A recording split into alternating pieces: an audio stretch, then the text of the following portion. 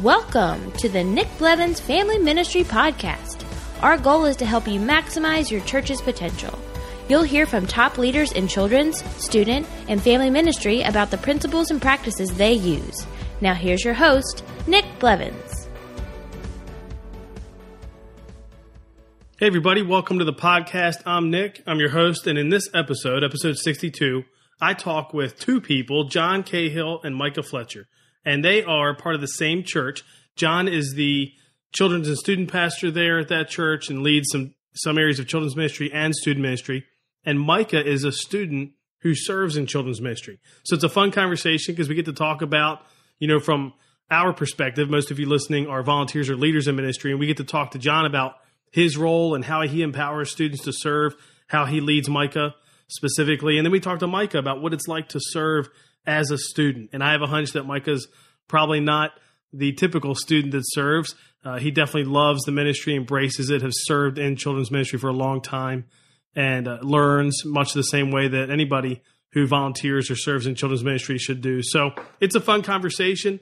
I love getting to hear from both of them and getting to talk to each of them and get different perspectives at the same church. Even though John has only been in that role for a little while, it still was a great conversation to hear how it works from both sides. So we'll jump right into that interview in just a moment. But as a reminder, you can get all the show notes and links at nickblevins.com/episode 62. But let's go ahead and listen to my conversation with John and Micah. Well, today I'm joined by two people, John and Micah. John, why don't we have you introduce yourself first, and then Micah, we'll have you introduce yourself and we'll get started. So John, tell us a little bit about yourself and a little bit about the church. Yeah. Hey, I'm John Cahill. I'm a youth pastor here in Livingston, Tennessee, small community in the Upper Cumberland region of Tennessee. I'm a father of 4, 2 boys, 2 girls, husband to a beautiful wife, Cynthia. And I take care of the youth ministry and the children's ministry here at Livingston First Church, which is a United Methodist Church congregation in Livingston. Cool. Now, Micah, how about you introduce yourself? I'm Micah Fletcher. I have been serving in children's ministry since I was 11, which will be 4 years in August. And like John said, we're from a small town in Tennessee, so go Preds and go Vols. And this August I'll be a sophomore in high school. So awesome. Do you consider yourself, like most students, like the day school ends, you're already a sophomore? Or the day school ended, I was crying tears of joy. Yeah, well, that could be for other reasons. Yeah, I was like, I'm done with my freshman year. That's awesome. Our pastor is from Tennessee and is a strong Volunteers fan, so I am used to that, even all the way up here. That's awesome. So, guys, we want to talk about serving as a student and helping students serve, kind of both. We've talked about this a little bit before on the podcast, but this is unique because now we have a church leader on staff, which is who we usually talk to. But Micah, we also have you, a student who is a sophomore who has served and does serve. So that's going to be a lot of fun because I think it'll give us a unique look. But before we do that, John, can you tell us a little bit about the church and like what regular programming looks like for kids ministry where Micah serves and student ministry where obviously Micah's a part of it? Yeah. So our ministry is 2 parts, Wednesday evening and Sunday morning. Wednesday evening, we do preschool and K through 5, and we have curriculum for them in the evening time. And then Sunday morning, again, preschool and K through 5. And that's Sunday morning during the church service. And the way we incorporate student leaders into that is on Sunday mornings, we actually allow the high school students to come and teach curriculum up on Sunday mornings during the worship service. So they're actually fully involved in presenting and teaching the curriculum that we're giving to the K through 5. And they're basically like a children's pastor, and they work alongside of another adult, and they just kind of go at it, and they just bring Jesus to kindergartners to 5th graders on a weekly basis. or monthly basis. Actually, we do a 1 week rotation. Used to be weekly. Yeah, used to be weekly. Yeah. And then what does youth ministry look like? Youth ministry, Wednesday nights, worship, word, and we do a life group at 5:00. Sunday morning, we do youth, small group, and Bible study before church. And then after that, they just go into the regular worship service and they just participate in what the adults would participate in from 10 o'clock till 12 or 12:30. So does help me understand here, what if somebody is a student and they serve on Sunday morning, do they miss something else? Or is it the schedule work out where they can do all that? Yeah, the schedule is pretty generous, especially for high school students in the summertime and during the school year. You have to be pretty generous with your scheduling. But if you're serving upstairs in the children's ministry on Sunday morning, you're going to miss the Sunday service. So that's why it's a 1 month rotation where you serve 1 week a month. That way you are only getting pulled out of church for 1 week of that month to serve in the children's ministry. And then the other 4 weeks of the month, you're getting filled in the church service. Okay, that makes sense. So Micah, tell us about how you serve, with the role you serve. And I know you've done a few different roles, and we'll talk about that too. But currently, how do you serve? While John was saying we have our Bible study before church, that 9 o'clock hour, I'm upstairs making sure the Sunday school teachers have everything they need, all their activity sheets, all their supplies, making sure that kids know where to go. And then at 11 o'clock, I slip out of the worship service and I go into the children's ministry and, help them tell the story. I've only done it once because of work. I've had to, take off a couple weeks and stuff. So it's been hectic, but that's normally what a normal Sunday looks like. So you've only been the storyteller one time? You've only taught the lesson one time? Is that what you meant? Since John has took over, yes. Yeah. Oh, but you have done it in the past? Yes. So that's one of the roles you've served in. And so you're helping set it up and get things ready for the morning, which is great. You do that every week? You do that part every week? Not every week. Not every week. It's like some kind of rotation, I imagine. Yeah. Cool. Well, and we'll talk a little bit more about some of the roles you've served in the past. But first, I'd love to talk, and John, have you share a little bit about why you think it's important to help students serve. Obviously, you're making it's a specific decision to say, yes, we're going to have students out of the service once a month or whatever it might be, to serve. And so obviously you think it's important. Why do you think that's important? Well, number one, I think it's really important to get kids invested in the spreading of the gospel as quickly as possible.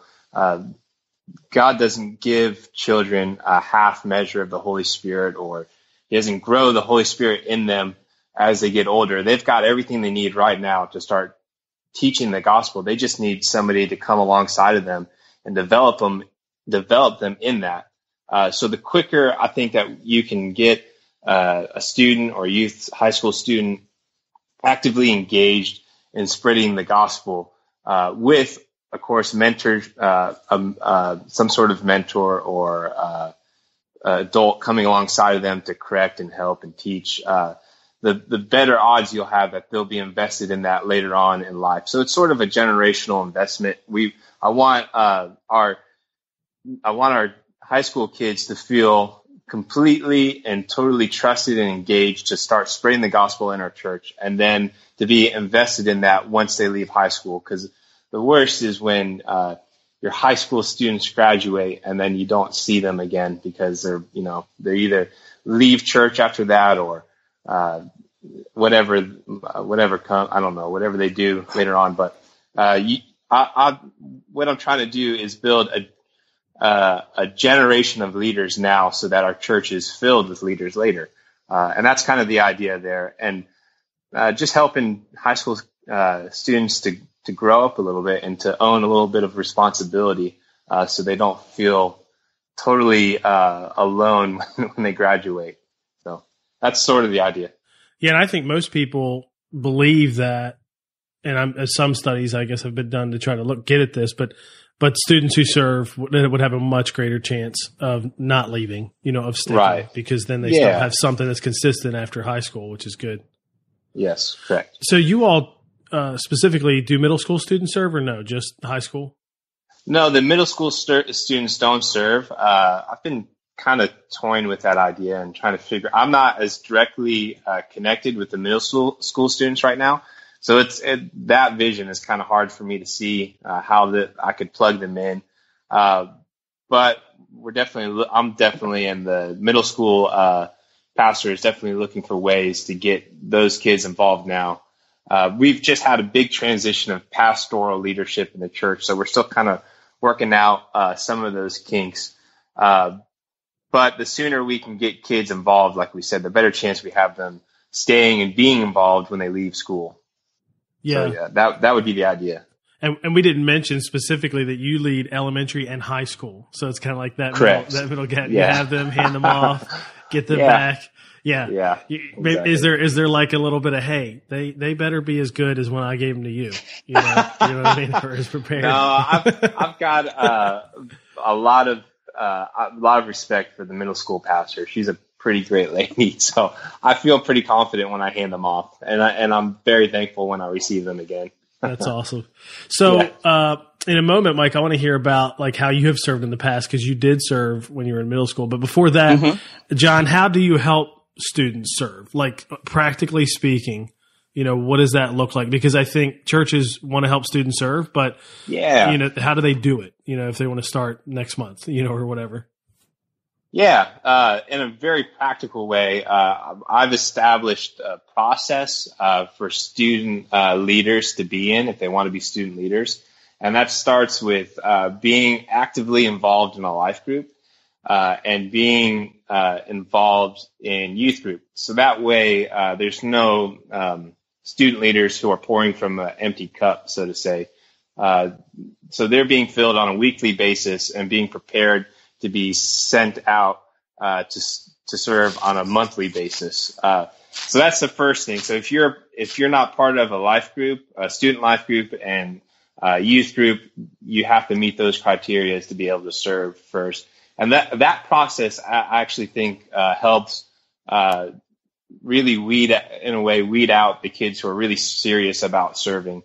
And then if you are serving, I try to have at least weekly interaction, one-on-one with you, kind of see how you I like to get ideas from the student leaders, and sort of mine their hearts for what they think could be helpful, get them involved in making decisions, and then just check on how they're doing, how school's going, how family life is going, and just make sure they're equipped to go out when they're ready to go, to do what they're supposed to do. So the process for me, it really takes a lot of weight off my back, because then I don't have to explain. It's sort of like, hey, you don't come to life group, so it's harder for me to, I don't have to try. It's a natural way to find students who are really serious about serving in ministry. I would imagine, I don't know if you've experienced this, but sometimes I've seen where students might be more like they want to serve more, and they're interested in that more than they want to go to life group or youth group. And a lot of times it just comes down to, not that they're introverts, but the idea that it might be easier to serve than it would be to go and have to connect, especially for the first time. But this kind of process and that kind of requirement sometimes helps it all work. Does that happen for you? Absolutely. So nobody naturally wants to be vulnerable and exposed. But to be a leader, we have to be able to be open and vulnerable and able to share our hearts so that we can be healed and then sent back out. So it's not easy, but I have to remember that these are high school kids; they're not adults. So there's a lot of grace in that. It's not like you have to be there every week. You just have to have a commitment made that, yes, I'm going to go to life group. I'm going to go to youth group.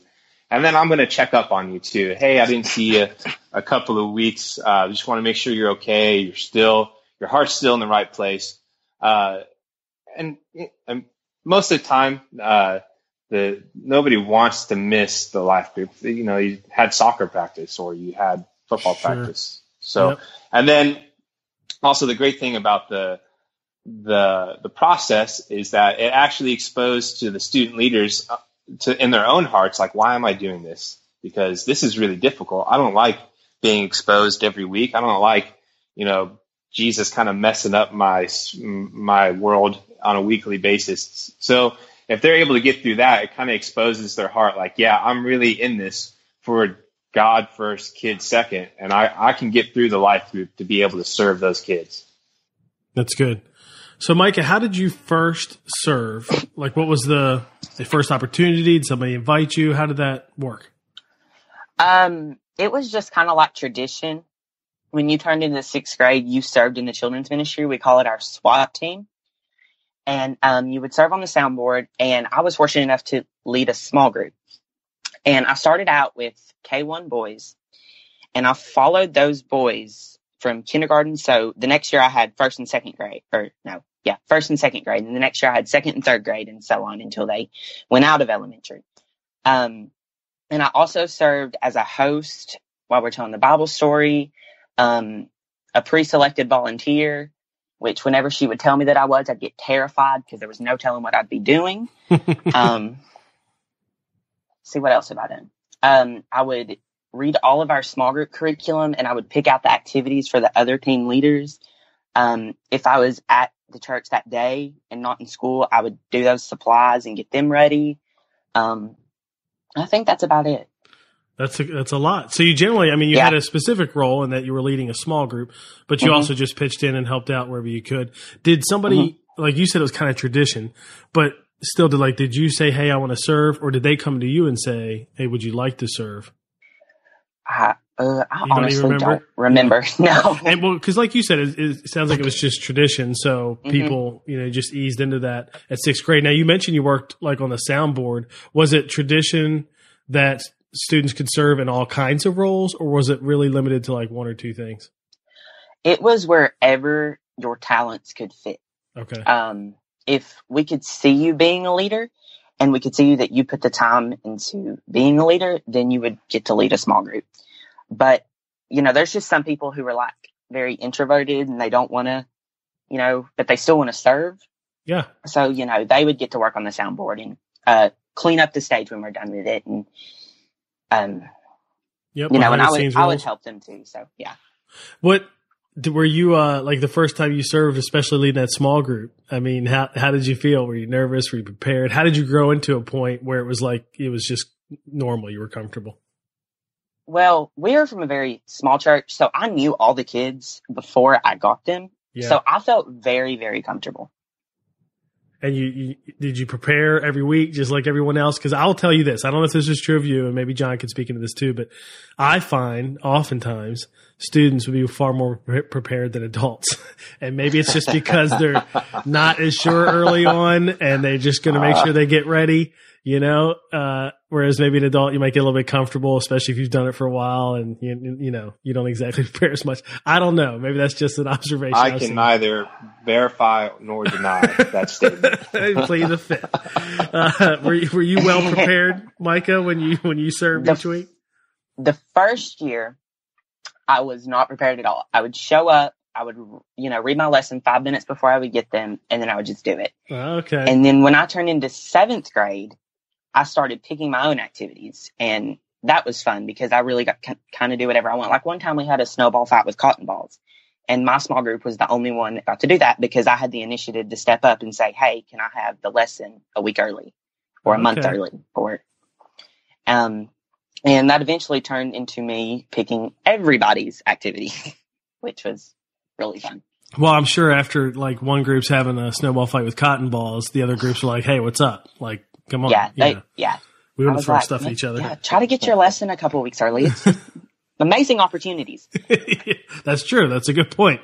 So you've been serving, I guess, now 4 years and John, how do you help youth leaders like Micah that are serving? He's been serving for a long time, but whether it's him or whether it's somebody that's just started 2 months ago, I think one of the challenges leaders face is students serve, and that's great, but there's not much else there. There's not a lot. There's not specific training, not specific help. You mentioned how you check on them.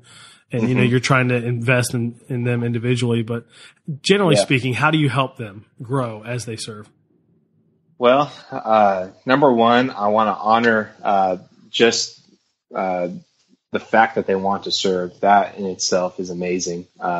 So many things pulling teenagers in every direction.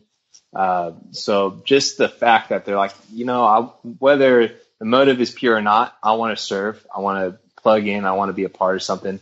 That just communicating that is valuable and that you appreciate that, I think really speaks volumes to the kids, especially at this age, because affirmation is incredibly valuable to teenagers. So just speaking to them, hey, I see what you want to do, and I commend you on that. That's awesome. But for you to be the most effective you can be, this is what we need to do. And I kind of go light on training, heavy on personal development, because the worst thing I could think of happening is having a bunch of robots come into children's ministry and just kind of read from a script. And, we leave a lot of space for the Holy Spirit to minister. So that looks like student leaders just being filled on a continual basis, and then just being pastored and stewarded properly, so that when they go up to the children's ministry, they're comfortable and they feel confident and they feel like what they have to offer is valuable. And then when they get their script or they get their curriculum, that's just an added bonus. They can go up there and they can read the curriculum, but if they just feel like God is doing something else, they have the freedom to do that, with, of course, the leading of another pastor or an adult there in the room with them. So really, it's more about empowering, I think, high school kids to be who God created them to be, and just kind of like come alongside them like, hey, I see you're kind of falling into this. Maybe we need to, redirect that. Or, hey, I see how you're really interested in this aspect of children's ministry. How can we make you most effective in that place? Right? It's sort of giving freedom, but setting up a safety fence around them, if that makes sense. Yeah, definitely. So Micah is, first of all, he's just talking. This kid's is a freshman in high school. He's incredibly smart, like very articulate and very self-driven. So you don't really have to do much to get Micah to want to do something. There's not much of an argument there. Unless I don't want to do it. Unless he doesn't want to do it. So what I do as a pastor is I don't try to find places for him to serve. I try to find ways for him to serve most effectively, which gives him the freedom to be himself in the places where he feels called, but also creates a covering for him and a safety net so that when he falls, there's somebody there to pick him back up. Yeah, and it sounds like the big emphasis is you're investing in and leading them individually. It's through a relationship, which really should be how every volunteer is encouraged and led. But it happens where, you get maybe so many volunteers and it's just hard. And I would imagine it's just even more important for students who are serving. Yeah. So our church is a little bit smaller right now, so that we've not had that issue yet. But the thought process there is that I'm pouring into student leaders and adult leaders so that at some point somebody will be able to pour into somebody else, and it's sort of a trickle-down effect. So that way nobody is like just not getting developed or spoken to or, poured into on a regular basis. Yeah. Michael, let me ask you this. What, just generally speaking, you think about serving, what do you enjoy most about it? I'd say just saying that I can do it, because there's not a lot of high schoolers that say, I do children's ministry and I'm actually pretty good at it. I enjoy it, and I love doing it. So. Have you had, because this is something, John, I'll probably want to ask you about this too. This is another thing I see when it comes to student serving. Micah, have you always felt, pretty supported or helped or encouraged by the other adults who are serving? Because sometimes that can be a challenge, because not every student necessarily is like yourself, ready to go, takes on initiative, the whole thing. Have you felt encouraged and, just part of the team with all the other adults? Yeah, and I think that kind of goes vice versa because, when you get new volunteers to come on and you're helping them along and they give you the weirdest looks because you're like, aren't you supposed to be in the audience down there and I'm supposed to be teaching to you? Respect, it wasn't hard to earn for me, but then again, I am in a smaller church. But once you earn that respect, it's like, this kid knows what he's doing. It's not a joke to him. It's a passion. He's not trying to, get out of church so he can sit over here and play on his phone or, it's a real passion of his and we should respect that. That's good. John, have you seen that it's been pretty easy in your culture to have adults kind of support and encourage that? Because that's what sometimes I do see where they don't necessarily value it the way the church leaders might value it. And then the moment there's a problem, it's somebody that's not Micah and they're on their phone or they're causing some kind of distraction, they're done. Like they don't even want to deal with that. Have you had that or has it been all, pretty supportive? Well, we have a really good pastoral team. So most people who are serving are really invested in it. And it takes more than just a teenager hanging around on their phone to really push them over the edge. So I'd say most of our adult leaders are really considerate and really invested in everyone in the room, student leaders and the children that they're teaching to. So we've not really had a problem with adults being like, I can't deal. I got to check out. I'm sure we'll deal with it in the future. But most of the adult leaders are there for the right reasons. So we've not really had that problem yet.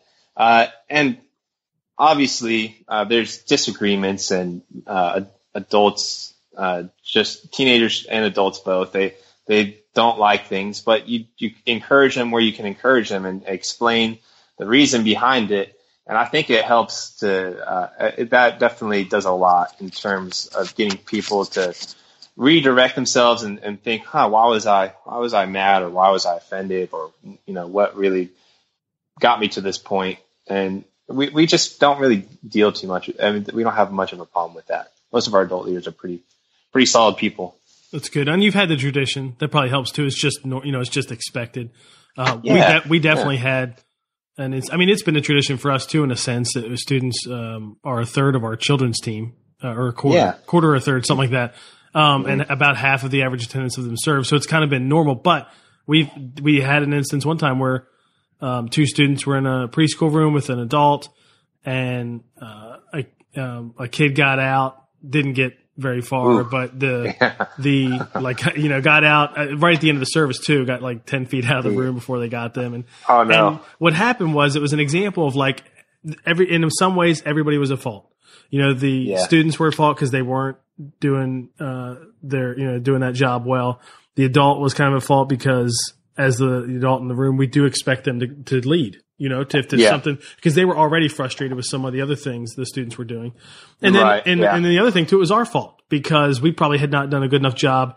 It kind of like you said, explaining to that leader, that adult leader, that we're inviting you to help us help students serve. This is a value for us. And we are okay, because not every student isn't Micah. We are okay having to help students grow, and deal with some of the bumps along the road. Because we value it, and if we don't, and what ended up happening was they didn't serve anymore. The adult didn't serve anymore, and that stinks. But it's like, what? I don't know what to tell you. This is a value for us, and it's not going to go away. And so, and that's okay too, and hopefully they find another fit, and everything kind of works out. And we've tried to help those students more and all that stuff. But I see that a lot, and I hate when churches give up on it or can't get that culture going like you have because of the resistance, from parents or whatever. So we really do have a good culture in terms of people wanting to serve. So we're blessed in that way, and we're as prepared as I guess we can be in our hearts for human error. It definitely happens. Yeah, it just gets. I think in our church, it definitely people don't dwell too long on it. They get over it, which is really a great thing. So that's awesome. So we've talked about how, Mike, you said it's kind of been a tradition that, students can serve when they get into sixth grade. But John, I'd love to hear, is that still just the case and it just kind of works? I mean, it's almost like you don't have to do anything to help get students to serve. Or is there a specific moment, when they become freshmen in high school that you're like, hey, we're inviting you to serve? Do you talk about it regularly? What's the on-ramp, so to speak, look like for students who aren't serving yet? Yeah. I would love it if the kids were just pounding on the door to serve, and the process weeded them out, and I just kind of, come on in. But so far, with the experience I have, it's been kids asking, and then me having a serious conversation with them, what's your true intentions here? Do you really want to do this? These are the requirements. And then at that point, the kids who really, I wasn't looking to invest that much. I was just kind of looking for a new place to hang out on Sunday mornings. They kind of fall off the map a little bit. And the kids who are really invested, Micah and a few others, they'll stick around and they'll show up for the life groups and be a part of it. But the tradition or the culture, I think it really helps to hey, this is kind of expected of you. If you're going to mature in the church, if you're going to allow Christ to develop you even further, then it's kind of expected of you to plug in and find somewhere to serve. And then that process comes in and just kind of helps develop and truly refine folks so that they're there for the right reasons. Cool. One last question, kind of for each of you, so you both can think about it. And John, maybe we'll start with you. Is there anything else you would say, John, to church leaders, who are wanting to help students serve? Micah, in a moment when I ask you, what would you say to other students, in middle school or high school? Or I know that they're not listening to the podcast, but I think it's helpful for the leaders, those of us who lead the church, to kind of know what you would say to them, what you think. What I would say to student leaders who want to serve? No, what would you say to other church leaders in terms of just anything else that you would add in this topic of helping students serve? Yeah, I would say spend a lot of time with Jesus and just have grace. I mean, they're teenage kids, and there's, like I said earlier, there's so many things pulling them in so many different directions. And they're there to serve, but they're also there because this is a season where they're supposed to be gleaning or getting something from you. So just have a lot of patience, have a lot of grace, create an allowance in your heart for a lot of mistakes because it's just going to happen. And you'll see over time students grow up in a way that you couldn't imagine because you just got out of the way. And you just protected them and gave them an opportunity to do that. And then another thing that I'm learning is quit judging kids before they get a chance to serve. I think that was one of the hardest things is you, especially in a small town, you hear so much about every kid's background before you even get them. Yeah. And it kind of puts a label on them. But the Lord, he'll do some pretty incredible things through some unlikely people if you give them a chance. So that's awesome. That would be my recommendation. That's good. So, Micah, what would you say to other students, middle school, high schoolers, who aren't serving maybe? You're going to have to stay dedicated. You're going to have to know what you're doing before you step in that room, and you're going to have to know this is going to be the ride of your life. And when I went to live to serve in Nashville a couple years ago, I remember Adam Duckworth saying, children's ministry is like the mafia. Once you get in, there's no getting out. And they probably need to know that too. Because here I am, in high school. I've done this for 4 years. I've read books. I've listened to podcasts. I've been very dedicated to it.